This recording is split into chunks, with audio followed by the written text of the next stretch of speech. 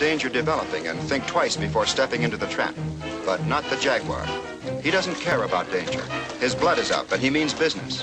And so he goes after the giant reptile.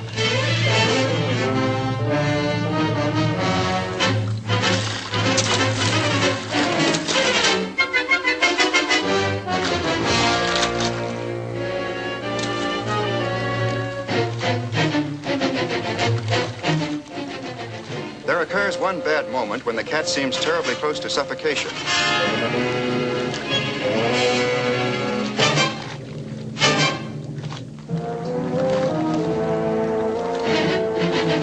The male manages to break the stranglehold.